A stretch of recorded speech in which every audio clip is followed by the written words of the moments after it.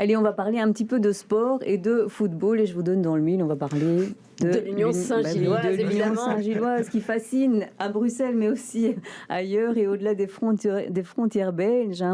C'est ce qui ressort des propos du responsable de la communication du club, Martin Verdood, qui a parlé dans la capitale.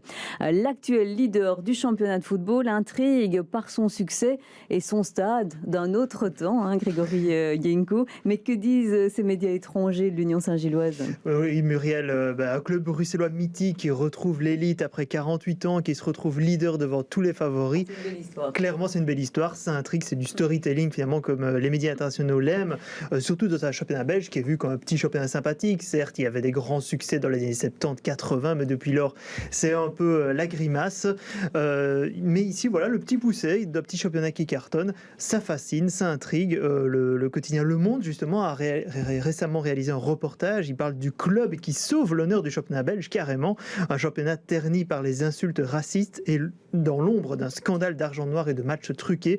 Pour eux, l'Union, finalement, c'est un club rafraîchissant grâce à son esprit sportif, ses valeurs et l'énergie de ses fans.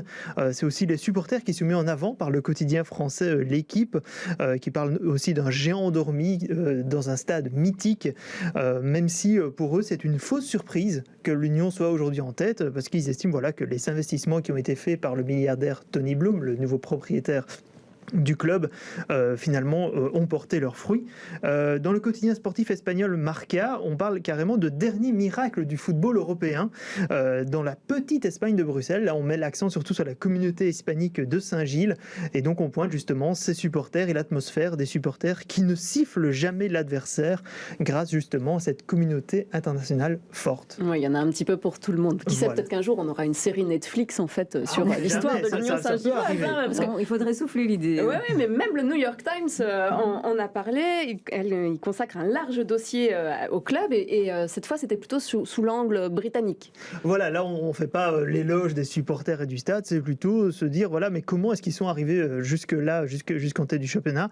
Donc, il rappelle évidemment que Tony Bloom, donc ce fameux milliardaire, a fait fortune dans le marché des données du pari sportif. Ils ont énormément de données sur les footballeurs et sur les équipes. Il est également propriétaire de Brighton & Hove, un club de division 1 anglais, donc il ne vient pas de nulle part.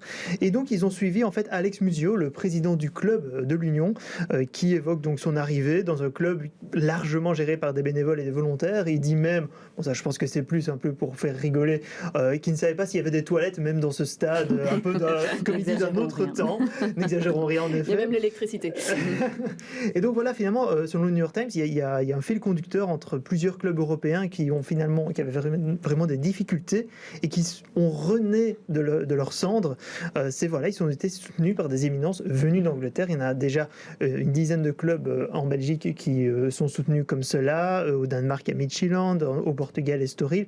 Voilà, l'Union n'est pas seule un peu. C'est justement tous ces Anglais, tous ces milliardaires anglais qui aiment le football, qui viennent dans d'autres pays pour essayer de redonner naissance à ce type de club historique. Alors Grégory, est-ce que vous avez souvenir d'autres clubs chez nous qui ont fait comme ça l'objet d'une telle couverture médiatique internationale? Alors, en fait, le cas de l'Union est un peu unique.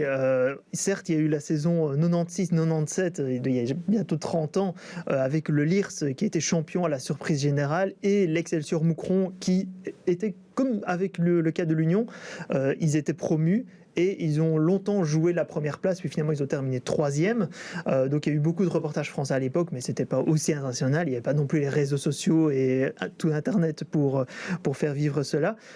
L'Union finalement c'est un peu la même chose que Leicester, le club anglais qui justement était monté en 2014 et qui l'année suivante a été champion d'Angleterre à la surprise générale. Je vous rappelle qu'à l'époque les bookmakers anglais mettaient une cote de 5000 contre 1 pour que Leicester soit champion. Donc si vous aviez mis 1 euro, vous aviez 5 000 euros à la fin de la saison. Donc voilà, l'Union, finalement, c'est un peu le même destin qu'ils espèrent vivre, même si ici, contrairement à Leicester, ils devront passer par les fameux playoffs et ces points divisés par 2. Donc attention au niveau sportif, ça peut faire mal. On parle pas tout de suite. Merci Grégory Yenko, c'est toujours un plaisir de parler foot avec vous. C'est toujours un plaisir.